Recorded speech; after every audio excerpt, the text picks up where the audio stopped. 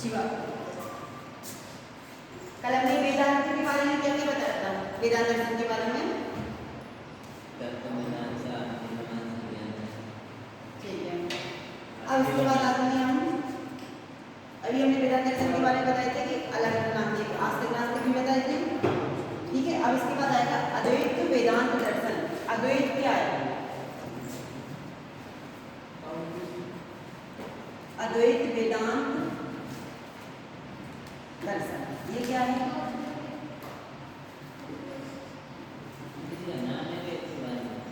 ये हम जो दर्शन है इनको अलग अलग भागों में बांटा है, ठीक है। तो एक हमारा आता है अद्वैत वेदांत दर्शन, ठीक। जैसे हमने कल बताया था भारतीय दर्शन, एक ये अद्वैत वेदांत दर्शन, एक शंकराचार्य का अद्वैतवाद आएगा। इसमें क्या आता है बताओ तुम्हें? तुम्हारा तो बाएं हाथ का सब्जेक्ट है ना, जरा बाएं हाथ से बताना कैसे क्या होगा।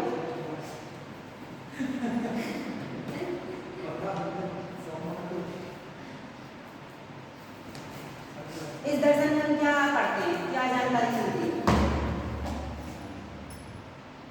भारतीय दर्शन की आस्तिकवादी विचारधारा है अद्वैतवाद वेदांत दर्शन। ये किसके ऊपर है? आस्तिकवादी के ऊपर, ठीक है। जो लोग सबसे, और ये सबसे प्राचीन दर्शन माना गया है, सबसे प्राचीन और महत्वपूर्ण है। और इसके बाद इसमें आपने उपनिषद पढ़े हैं, देखो हमने इतिहास पढ़ा है। जब इतिहास स्टार्ट करते हैं तो सबसे पहले इतिहास में क्या देखते हैं? वेदों की जानकारी मिलती है, ठीक है। वेदों की संख्या कितनी दी गई है? वेदों की संख्या 4, ठीक है। एक आएंगे आपके पुराण,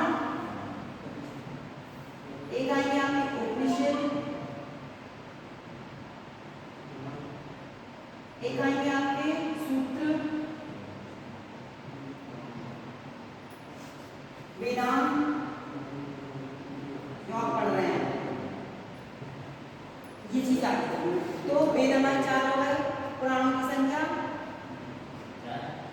पुराण हमारे हैं 18, उपनिषद 108, वेदांत 6 हैं, ठीक है।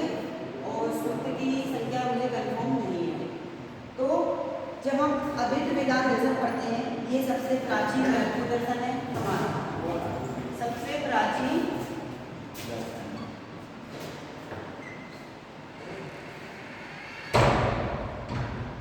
दर्शन। वेदांत दर्शन का आधार उपनिषद से ही कहे गए हैं। जो हमारे उपनिषद हैं उसी से ही हमने वेदांत दर्शन को लिया गया है, ठीक है। पहले वेदांत वेदों का अंतिम भाग शब्द का प्रयोग उपनिषद के लिए होता था, यानी जो हमारे पहले वेद थे उसका अंतिम भाग का शब्द हम किससे लेते थे? उपनिषद से। उपनिषद की संख्या 108 पढ़ी है या नहीं? नहीं पढ़ी। अभी पूछे तो बताया कि नहीं था? सूत्र कितने हैं?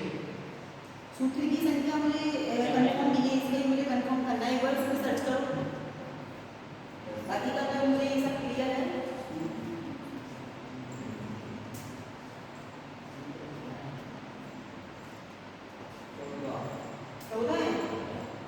पुराण 18 है कि 12 है? पुराण मत्स्य पुराण, वायु पुराण 18 सही है, ठीक है, कंफर्म है। उपनिषद 108 है हमारे। वेदांत की संख्या देखो,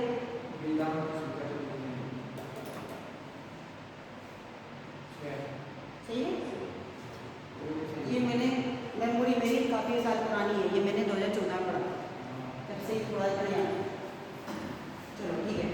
अद्वैत वेदांत दर्शन में हमने क्या देखा है कि वेदवास विकसित वेदांत दर्शन को शारीरिक सूत्र, शारीरिक मीमांसा और उत्तर मीमांसा भी कहा जाता है, ठीक है। यानी कि वेदों की रचना हमें किसने बताई है, किसने की है? वेदों की रचना किया था कौन है? महर्षि कृष्ण वेद व्यास, हाँ उन्हें भी लिखे थे ना।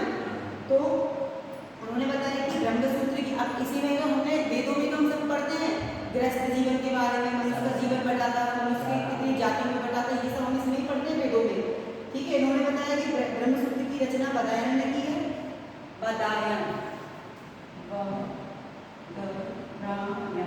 इन्होंने ब्रह्म सूत्र की रचना की है। इसके भी सूत्र कितने थे हमारे? 14 है ना। एक आता है हमारा ब्रह्म सूत्र, इसकी रचना करता बदायन, बदरायन।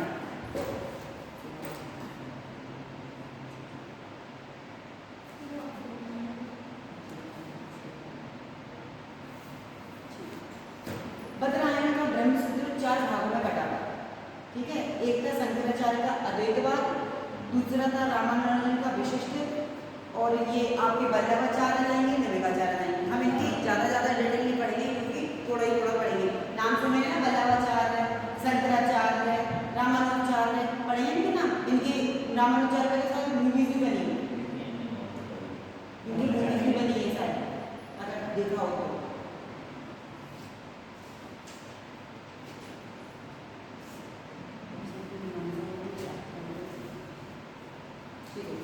वेद दर्शन के हम मेन आएंगे पॉइंट पे।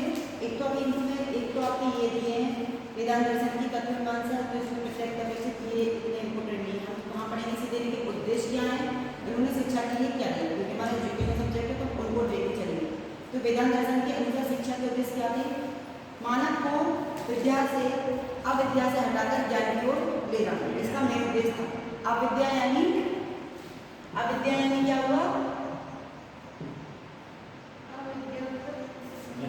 जो हाँ, जिसको विद्या का ज्ञान है, यानी अज्ञान से लेकर ज्ञान की ओर ले जाना, ब्रह्म ज्ञान कराना, क्योंकि ब्रह्म ज्ञान ही शिक्षा ज्ञान है। ब्रह्म ज्ञान क्या होता है? आपने पढ़ा होगा, हमारे पूर्वज हमें बताते थे कि हमें ब्रह्मचर्य का पालन करना चाहिए, यानी सुबह सूरज निकलने से पहले उठना चाहिए, ब्रह्म बिस्तर छोड़ देनी चाहिए, नहा धो लेना चाहिए, माता पिता की सेवा करनी चाहिए। यही ब्रह्मचार्य का तो पालन था। पहले लोग गुरुकुल में जाकर बच्चे यही तो करते थे, ब्रह्मचार्य का पालन करते थे। तो उन्होंने कहा ब्रह्म ज्ञान का ज्ञान कराना, और ब्रह्म ज्ञान ही सच्चा ज्ञान, ठीक है। लौकिक तथा अलौकिक विषयों का ज्ञान कराना। लौकिक और अलौकिक क्या होता है? लौकिक, अलौकिक ये क्या होते हैं? नाम सुने होंगे।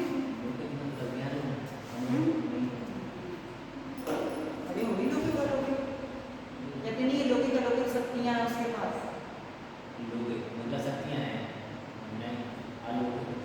जो हमारे धर्म से रिलेटेड, ठीक है, लौकिक अलौकिक ज्ञान। इसमें हम ये भी बता देंगे उसको कि इसमें लौकिक में जैसे हम कहते नहीं है कि हमने देखा नहीं है, ब्रह्मा जी मुहूर्त में चले गए, हमें भगवान के दर्शन हुए हैं, हमारे अंदर बहुत लौकिक शक्तियाँ हैं, ठीक है। उस तरीके के विषयों को इंक्लूड किया है उन्होंने वेदांत दर्शन में। मतलब पहले की बुकों में यही चीज़ें थी कि हमें सिर्फ किसके बारे में बताते थे? धर्म से रिलेटेड, ईश्वर से रिलेटेड, कि ईश्वर एक शक्ति है, ईश्वर की ही हमें पूजा करनी है, हम ऐसा करेंगे तो भगवान हमें आशीर्वाद देगा, हम इस तरीके का काम करेंगे तो भाई ऐसे ऐसे मिलेंगे। यही चीज़ें इंक्लूड थी ना हमारे वेदों में, यही तो सिखाई गई थी वेदों में पहले, ठीक है। वेदों में यही तो काम दिया गया है ना, जो हम गुरुकुल में जाते थे। जैसे उन्होंने कहा है गुरु ही सर्वोपरि है, गुरु हमारे लिए ईश्वर से बड़ा मेन बात। अगर गुरु ने कह दिया कि मुझे दान में तुमसे तुम्हारा शरीर का हिस्सा चाहिए तो हमें देना ही है, हम उसमें मना नहीं कर सकते। जैसे आपने स्टोरी पढ़ी होगी अर्जुन और एकलव्य,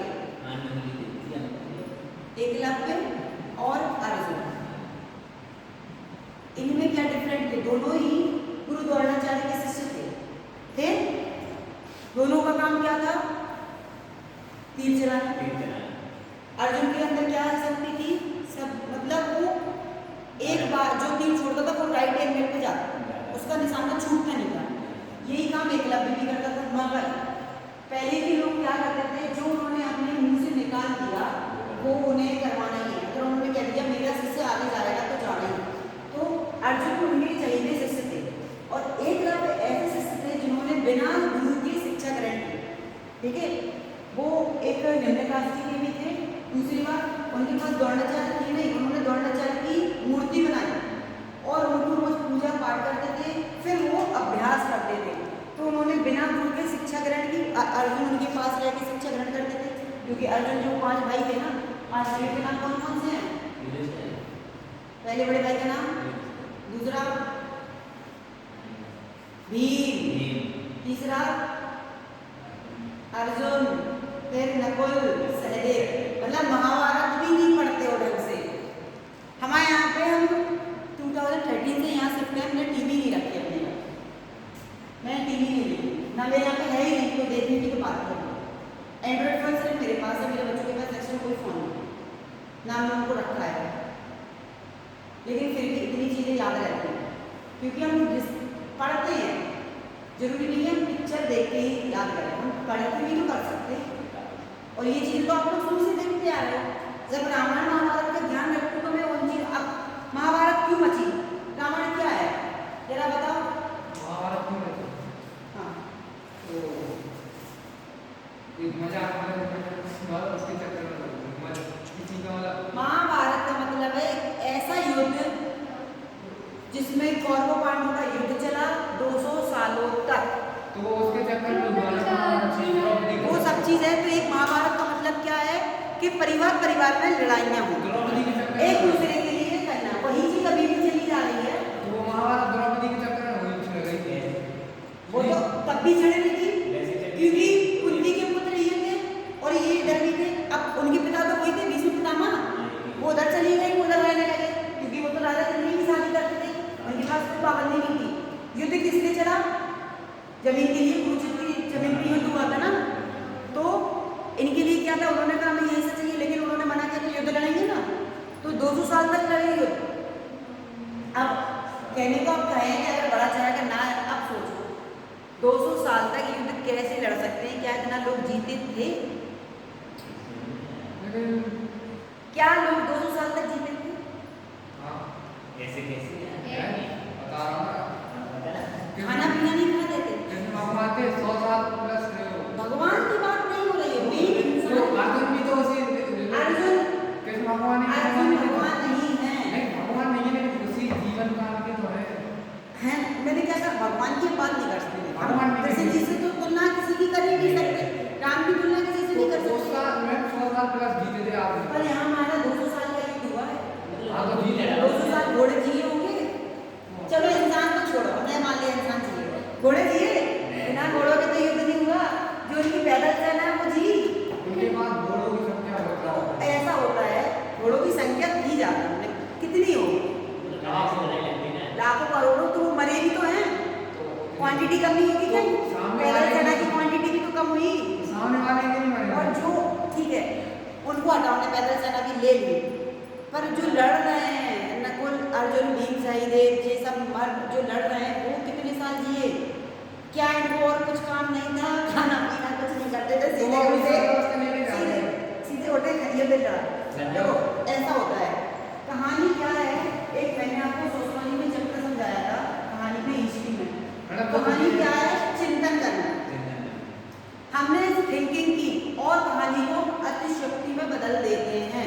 यानी हमने भले ही युद्ध 100 साल लड़ा हुआ, लेकिन उन्होंने इंक्लूड कर दिया, क्योंकि लिखने वाले का हमें नहीं पता ना, हम तो नहीं है, हमारे पूर्वज ही थे, तो उन्होंने उस चीज को बढ़ा चढ़ा के बताया। ये होता है किसी भी चीज का, ठीक है, कल मैं पूरी पढ़ के आऊंगा।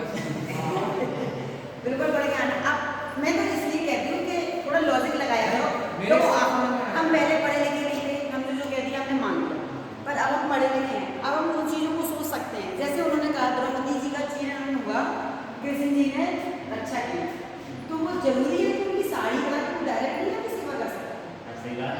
क्यों उन्होंने उनकी मतलब ये चीरहरण दिखाना, एक लेडीज का भरी सभा में कपड़े निकलवाना, क्या ये सही था? अगर वो उनको बहन मानते थे तो उस काम तक तो जाने ही नहीं देना था ना, उन्हें डायरेक्टली वहीं आते ना, तुम उनको कपड़ा दे रहे हो और वो खींचते जा रहे हैं। तो यहाँ से एक लॉजिक है ना कि क्या अगर तुम भगवान हो, मैं भगवान पे बोल, एक लॉजिक समझो, आप पढ़े लिखे हो, तो ये भगवान को अच्छा लगा कि उनके सामने किसी लेडीज के कपड़े निकाले जा रहे हैं और आप उन्हें दे रहे हो कपड़े, आप उस चीज़ को रोक भी तो सकते हो। वो उनकी शक्ति को ऐसा दिलाना चाह रहा है, तो भगवान की शक्ति को ऐसा कैसे दिलाना? आप जानते हैं कि भगवान पावरफुल है, हमें पता है भगवान पावरफुल है। भगवान तो पावरफुल है, लेकिन सामने वाले को तो ऐसा दिला रहा है। अब जैसे रामायण महाभारत में कहते हैं, अगर हम अभी की बात करें, लोगों को सबक सिखाना, अगर हमें किसी को मोटिवेट करना है कि एक इंसान एक गलती करे, 2 गलती करे, 3 गलती करे, हम माफ़ कर देंगे, 4 गलती करें माफ़ करें, लेकिन इंसान अगर 10 से ज़्यादा गलती कर रहा है तो वो मन मानेगा, वो गलती नहीं मानी बार बार रिपीट कर रहा है कोई काम को, तो वो उसकी मनमर्जी है ना। आप क्लास में 2 बार फेल हुए, 3 बार हुए, अब आप हार नहीं मान रहे हैं, मनमर्जी के अकॉर्डिंग आप क्लास में पढ़ोगे, तो एक इंसान की गलती कौन नहीं। जैसे उसमें एक व्यक्ति का मुझे नाम नहीं आ रहा है, जिसको कृष्ण जी ने कहा था कि जिस दिन ये 100 गलती कर देगा मैं उस दिन इसका सर चक्कर से अलग कर दूंगा। मुझे उसका नाम याद नहीं आ रहा है अच्छे से, मैंने महाभारत अच्छे से पढ़ी है, मैं इन चीज़ों को अच्छे से पढ़ती, भले ही मैं नहीं मानती लेकिन मैं पढ़ती जरूर हूँ फैक्ट जानने के लिए कि ये चीज़ गलत है कि सही, ठीक है। तो उस इंसान को 100 गलती करने क्यों दिया, सही बात है। तुम 100 तक इंतजार क्यों कर रहे हो, उसके पहले भी तो रोक सकते थे। पानी तो यही बात हम बता रहे हैं कि जैसे अब ये भी एकलव्य कैसे थे, इन्होंने बिना गुरु की शिक्षा ग्रहण की और अर्जुन ने वही रह के शिक्षा ग्रहण की, ठीक है। एकलव्य ने तो हमका दे दिया, वो क्यों दिया था, दान इसका एक दिया था। दान, इनके जो गवर्नर थे वो गुरु जी थे, वो बहुत चालाक थे, अगर पढ़ा हो ये बहुत चालू थे। इन्होंने एक आशीर्वाद दे दिया था कि अर्जुन ही मेरा वो एक तो एक इनका खास था, और अर्जुन के अलावा कोई भी खीर में नहीं आएगा। इनका एक बार शब्द निकल गया, अब इन्हें पता चल गया था कि ये अर्जुन से भी अच्छा है, और वो निर्णय का सूत्र भी था, ये जातिवाद तो पहले से चला। तो इन्होंने इसलिए जानबूझकर उन्होंने अंगूठा उससे मांगा था कि ये जब अंगूठा ही नहीं रहेगा तो ये अर्जुन से कैसे आगे निकलेगा। तो यहाँ से इनकी बात भी सही हो जाएगी और हमारा दान का दान हो जाएगा, ये इनकी चालाकी है, ठीक है। मेरा एक लॉजिक है। हाँ तुम लॉजिक बताओ, टाइम अच्छा होगा, लॉजिक बताओ। आपने कहा कि कृष्ण भगवान को पहले आते हैं, मैं तो एक बता रही नहीं, हूँ, उनकी बात मेरे को समझ नहीं आया, जैसे कृष्ण भगवान को पहले मतलब बताते हैं, तो आप युधिष्ठिर रोकना चाहिए ना, ये तो युधिष्ठिर को एहसास कैसे होगा? तो श्री कृष्ण भगवान को पहले से सब कुछ पता था। सब पता रहता है, एक बात बता, उन्हें सब पता रहता है, एहसास कैसे होगा? काय का एहसास, उन्हें ऐसा कभी नहीं हुआ, हो गया था, कुछ नहीं हुआ, हो गया था, तो कुछ नहीं। उनने अपनी बीवी को भरी सभा में कैसे दाव पे दांव पे लगाया, लगाया। कोई अपनी बीवी को कैसे लगा, उन्हें लगा दिया, फिर कृष्ण भगवान गलत है ना, ये चीज गलत है ना। आप भरी सभा में इतना जुए के, एक बताओ, इतने जुआ का इतना नशा है कि तुमने बीवी को दान लगा दिया, वो उसकी गलती थी, बट कृष्ण भगवान ने ऐसा निकाल दिया था, कुछ ऐसा नहीं था। वो अपनी गलती पे एहसास था कि हाँ अगर मैं ऐसा नहीं करता तो ऐसा नहीं होता। तो देखो इंसान क्या कहते हैं कि हमारी पत्नी धर्मपत्नी, मतलब पत्नी के लिए कुछ भी कर सकती है, तुम जुए की इतनी आ गई तुमने उसको ही दान कर दिया, लेकिन वो जब फंसाया था, सामने वाली पार्टी ने फंसाया था, तो तुम्हें एक बार दिमाग नहीं, मैं आपकी बात नहीं कर रही, मैं उनकी कॉमन सेंस तो नहीं है कि अगर वो फंसा रहा है तो क्यों फंस रहा है। वो ऐसा गुस्सा मार गया था जुए में, मैंने भी देखी है वो सब 14 जो खेले वो मैंने सब देखा है। उसने कहा क्या था, मुझे बस मैं भाई को बोला ये तो गलत है ना, तुम भरी जबान में उसको बाल पकड़ के ला रहे हो, ये एक बेइज्जती है नारी की जो शुरू से चली आ रही है। वो गलती तो वही बात है ना, वो मतलब कुछ चीजें इंक्लूड करेंगे, वो गलत थी क्या, हम तो उस टाइम जीवित नहीं थी, थे, ये वो ऐसा उसे हो गया था, मैंने पढ़ लिया। मुझे नहीं लगता एहसास हुआ, मुझे एहसास नहीं हुआ था। आप पढ़ना अच्छे से, मैं एक बारीकी से चीजें पढ़ती हूँ, तुम लोग सिर्फ मौज मस्ती के साथ पढ़ते हो, उन चीजों को सोचो कि इन्होंने जो किया है क्या वो सही है। लोग रामायण महाभारत को बहुत मानते हैं। अब सीता जी की अगर हम बात लेके चले, सीता जी प्योर थी, ठीक है, रही, क्या फायदा मिला उन्हें प्योर रहने का, बताओ। आगे जाके उन्हें अग्नि जी जाना पड़ा, उनके हस्बैंड ने उन्हें समझ के जनता की वजह से बहुत मैंने नहीं किया, नहीं किया था फंसा, नहीं किया, नहीं किया था। नहीं किया था, काम ने नहीं, जनता ने उनसे कहा कि वो एक रावण के यहाँ रह के आई इतने साल तक, वो प्योर नहीं है, ये तो कह रहे उन्होंने हैं अगर उन्होंने विश्वास किया होता तो वो अग्नि नहीं से क्यों नहीं थी, वो क्यों नहीं था, उन्हें विश्वास नहीं था। जनता को तो दिलाना मतलब तुमने जनता की बातों में आके अपनी एक पत्नी के बारे में नहीं सोचा, तो फीमेल तो पहले भी फीमेल से अपनी थी अपनी थी। अब बताओ, वही करना। हाँ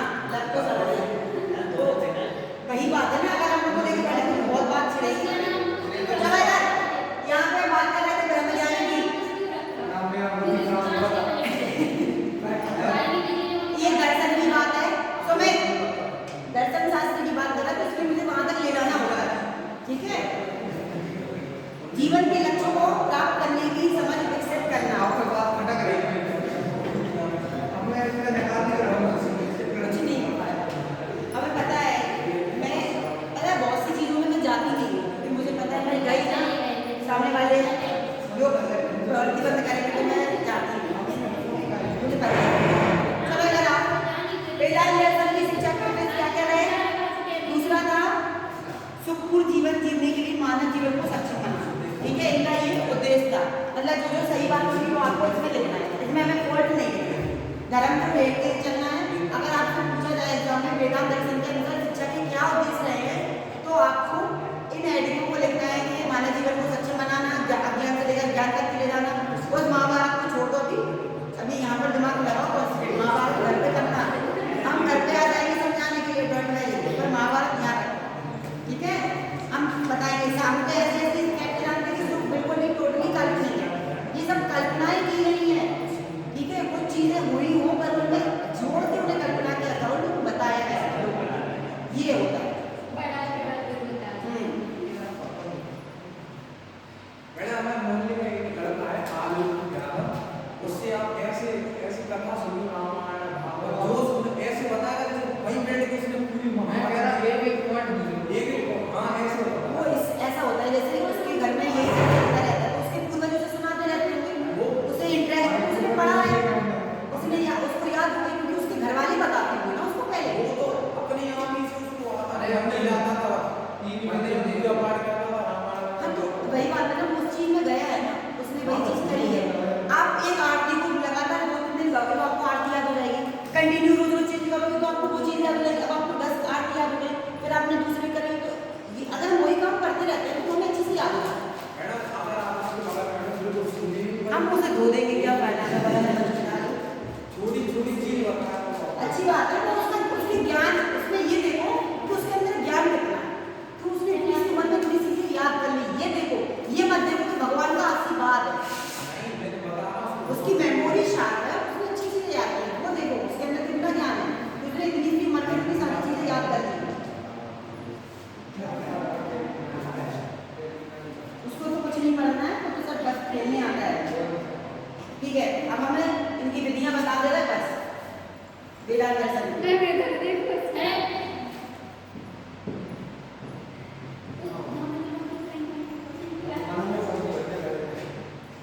तो ले आप या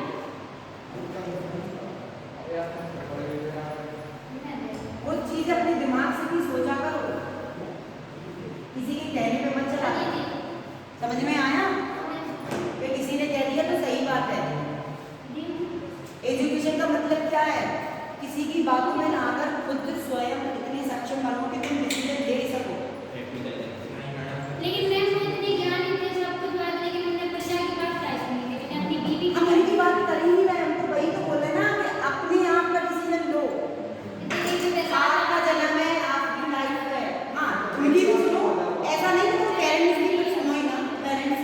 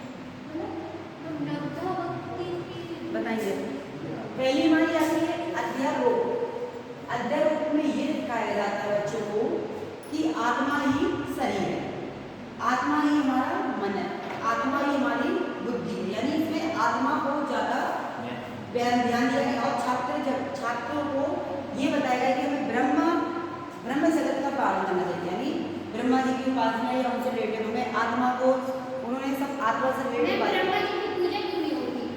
ताकि उनका मैं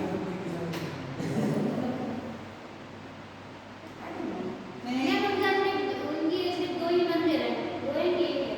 दो है। अब हमें पता नहीं है क्योंकि हम उससे थोड़ा बहुत दूर है ना, इसलिए तो भूलेगा तो कोई बहुत सारा उसको पता होगा देवराज को इस बारे में। मैं बता किस लिए नहीं होती बताओ? बोले किसी के साथ नहीं सारी बातें पूजा हमने अपनी बुद्धि के साथ विवाह कर लिया और उनकी पूजा भगवान होकर कितने गलत है, पर तो ऐसे ना को पूजने मैं की खुद नहीं मानती। ये देखते जो भूले जी थे उनका सारा से अलग कर दिया वो तो आज से ज़्यादा नहीं देखते हैं ना मैं नहीं मानती मैं। सरस्वती जी अच्छा हमें तो पता मैं हो, उनसे शादी की। पर वो तो उनके साथ रहती है। अगर ब्रह्मा जी की पत्नी को मानते हो सरस्वती ही मानते हो, विष्णु जी की पत्नी हमारी लक्ष्मी जी है और ब्रह्मा जी की पत्नी सरस्वती वो उनकी पुत्री थी। अब भगवान ही जब ऐसा कर सकते तो इंसान तो एक तुच्छ प्राणी है, वो क्यों ना करेगा? ये भी तो गलत है। गलत तो बहुत चीज़ है। अगर तुमने स्मृति पढ़ी हो, स्मृति यानी मनुस्मृति, इसमें सभी भगवान के अपवाद बताए हैं, मनुस्मृति में सारी चीजें बताई गई हैं। लड़की को काम नहीं की। मनुस्मृति में सब समझ में चीजें क्या है? अपवाद दी गई है कि किसने क्या किया अगर है। ऐसे फोन में निकाला तो हाँ, उसमें अध्याय भी दिया जाता है, अध्याय भाग 2 ऐसे दिया जाता है। इसमें पढ़ना, उसमें सब चीजें हैं, सारे अपवाद दिए हैं भगवानों के कि किसने क्या क्या किया।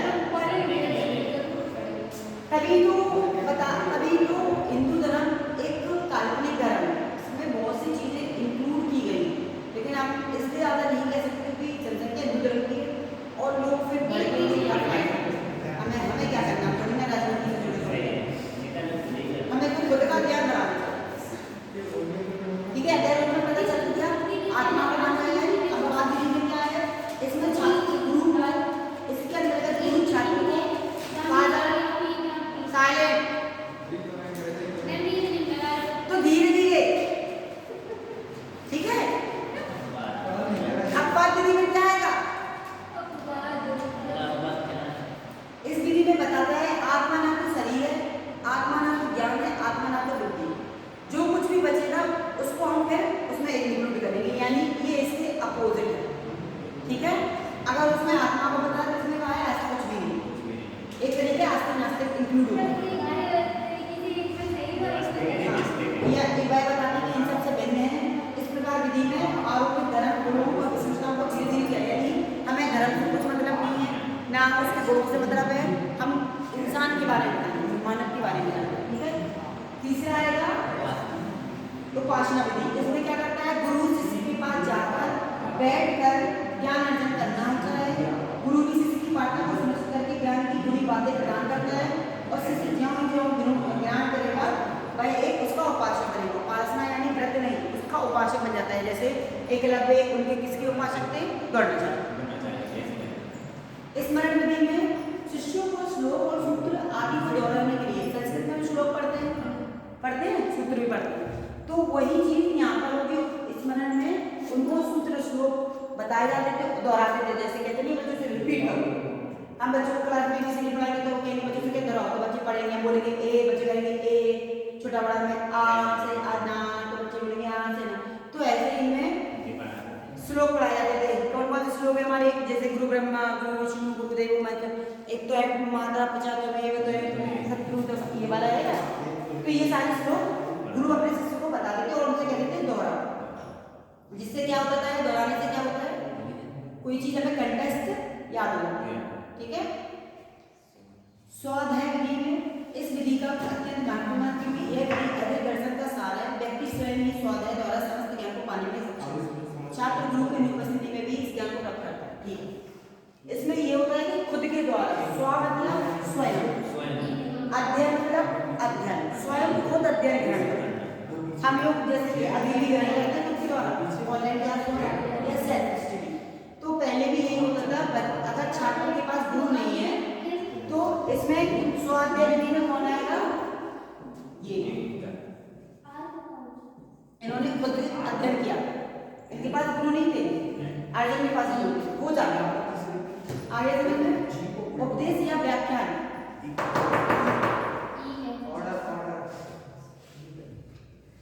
व्याख्यान यानी करना एक तरीके से किसी चीज की व्याख्या करना, बड़ा मतलब पूरा खुलकर उसको बताना।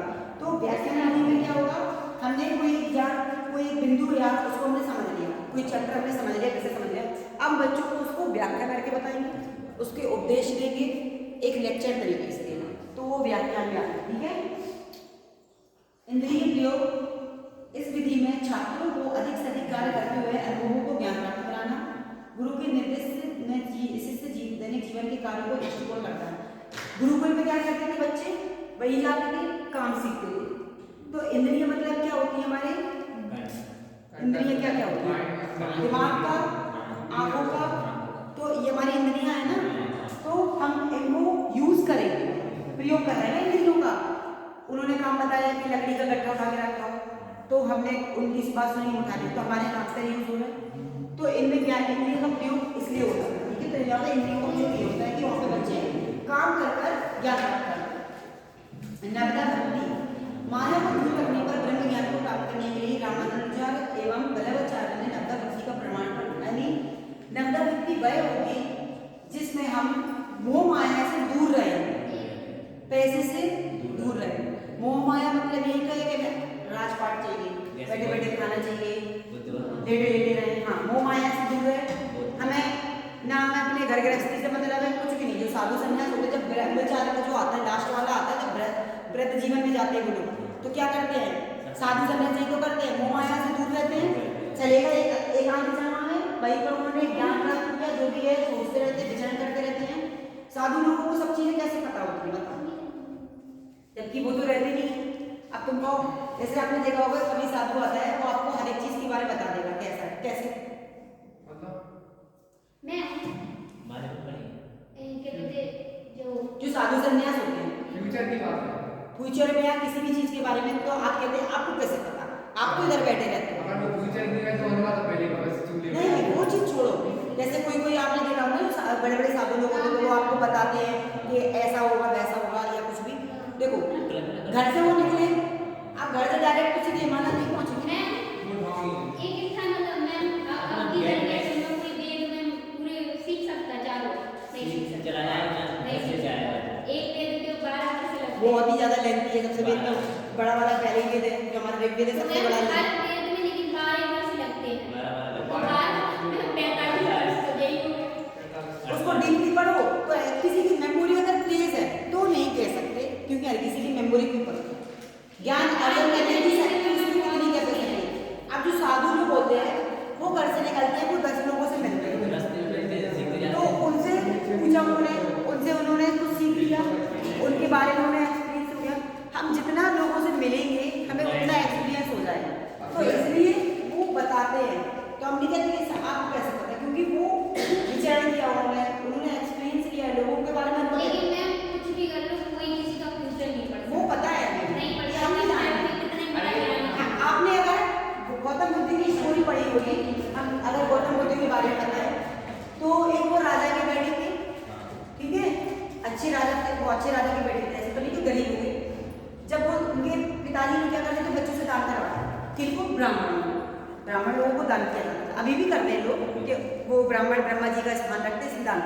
तो जब वो दान कर रहे थे तो उन्होंने देखा था कि उनके पैर में चोट थी ब्राह्मण के, ठीक है। गौतम बुद्ध ने कहा कि जब उनके पिता ने कहा इन्हें ब्राह्मण को दान दो, तो उन्होंने कहा आपको ये पैर में चोट कैसे आई, तो उन्होंने कहा ब्राह्मण जी ने कि मैं जा रहा था तो मुझे पत्थर लग गए।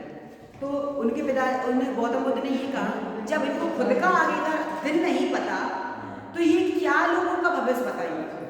जब ये खुद का आगे का वक्त नहीं बता पाए कि इन्हें आने वाली चोट है, तो अपने रास्ते का पत्थर से बचाव नहीं कर पाए, तो ये क्या चल रहा है। तो उन्होंने कहा मैं उनको दान करूँगा जो निस्सहाय है, तो उन्होंने गरीबों को दान कर, इसलिए उन्होंने ब्राह्मण को दान नहीं किया।